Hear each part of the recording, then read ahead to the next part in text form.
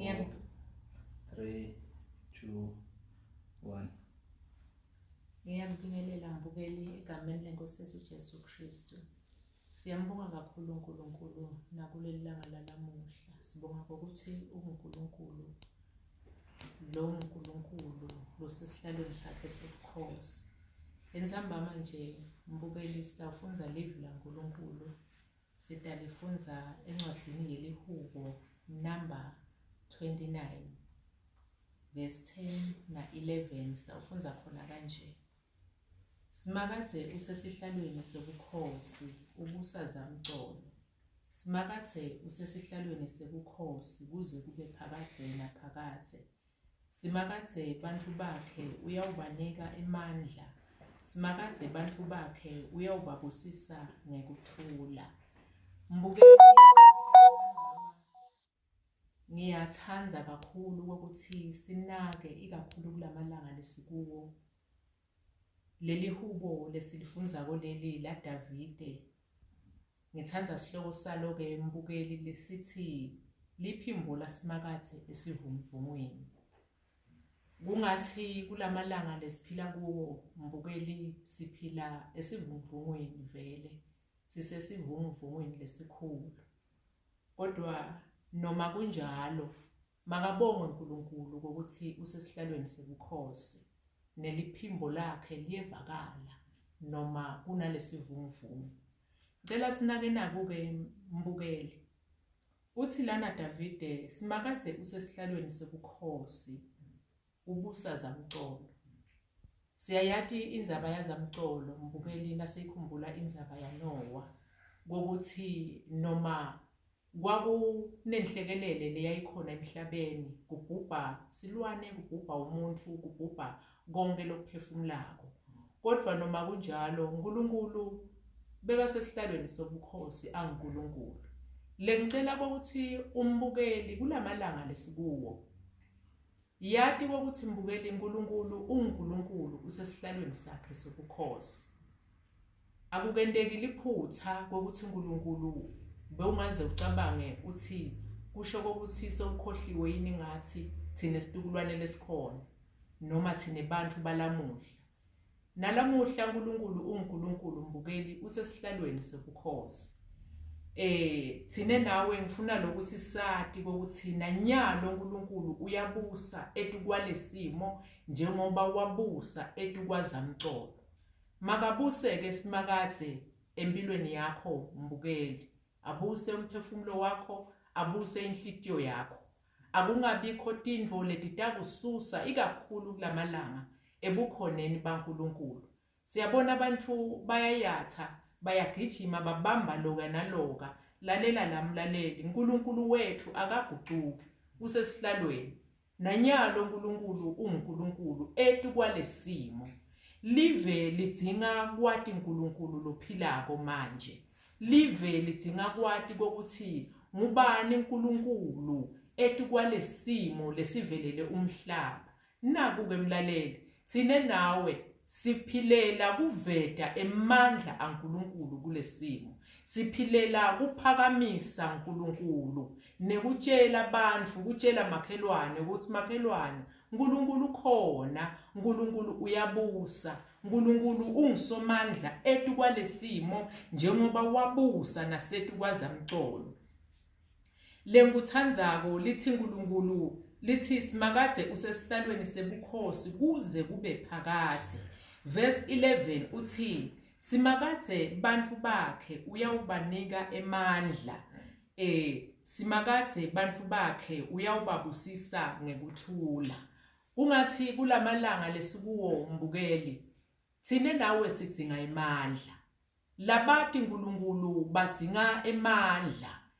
Lamandla atholakala kuNkulunkulu kuphela. Ngiyamthanda umbhali wema Proverbs nakathi libito lasimakadze lingumbhoshongo lonemandla. Kulapho lolungile agijimela khona bese uyasinza. Kulamalanga lesiphila kuwo mbukeli sidzinga kuthola emandla, siwathola kuNkulunkulu kuphela. Sidzinga kuthola emandla lamandla sitawathola kuphi? Ebitweni lasomandla kuphela. Kulapho labalungile lithi live laNkulunkulu bagijimela kulombhoshongo bese bayasinza bese bayaphiliswa. Ngiyakuncenga ke mbukeli lamhla entsambama, dikhathi temthandazo leti sikesemalangeni nje lasathi khona ukuthi empeleni ibandla ngalihlangene lisemthandazweni. Asimphakamiseni uNkulunkulu wethu losesihlalweni sebukhosi, noma mhlawumbe sesingasahlangani kahle kodwa uNkulunkulu usesihlalweni sebukhosi. Uthi uNkulunkulu bantu bakhe uyawubanika emandla. Lamhla entsambama mbukeli, yathi kokuthi wena udzinga emandla, lamandla akhona mbukeli, ungajabi. Yani kuNkulunkulu, gijimela kuNkulunkulu. Akhona emandla ekuqina komphefumulo wakho lamhla entsambama. Akhona emandla ekuqiniswa kokuphila kwakho kulesimo. Mhlawumbe uvile ngekugula kwebantu labanyenti, kodwa lalela la, uNkulunkulu uthembisa emandla kubantu bakhe. Uthi bantu bakhe uyawubanika emandla, endlule kubanika emandla. Uthi simakade bantu bakhe uyawubabusisa ngekuthula. Uyadinga ukuthula kulesimo mbukeli. Uyadinga ukuthula lokuvela kuNkulunkulu.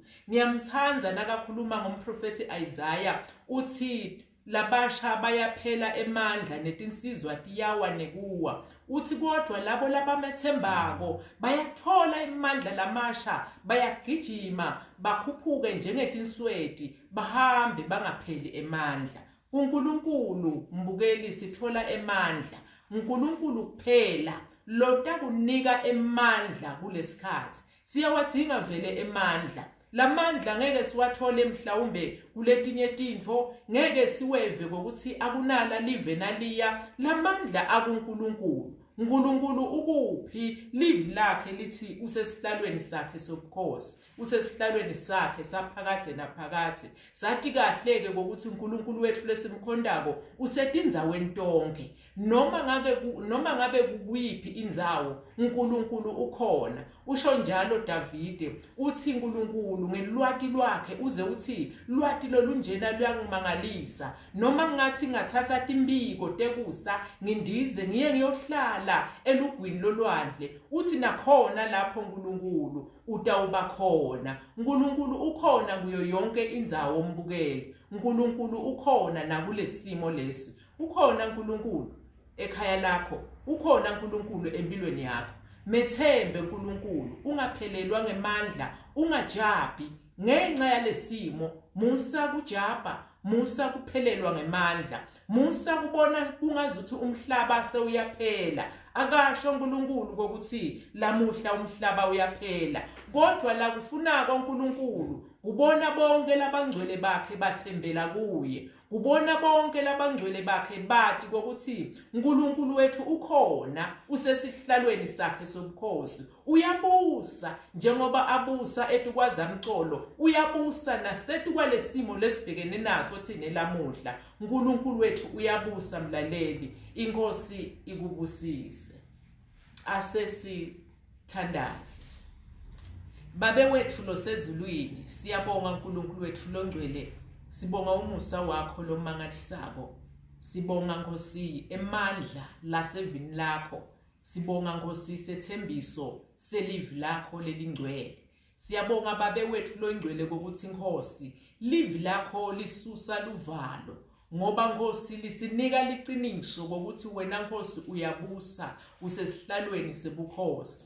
Siyabonga uNkulunkulu wethu longcwele ukuthi nalamhla entsambama sibhekiwe nguwe, umhlaba wonke ubukiwe nguwe. Wena losesihlalweni sobukhosi, kude lokusithekile emhlabeni emehlweni akho. Siyabonga babe wethu longcwele nangumbukeli Nkosi, mcinise lamhla entsambama, mende abe nelithemba, mende athole emandla. Babe wethu longcwele lashiwo live lakho, mende Nkosi athole isibusiso sokuthula lokushiwo live lakho lamhla entsambama. uNkulunkulu wethu longcwele siyabonga. Akube ludumo nobukhosi kuwe ngaye uJesu Kristu Nkosi yethu. Amen.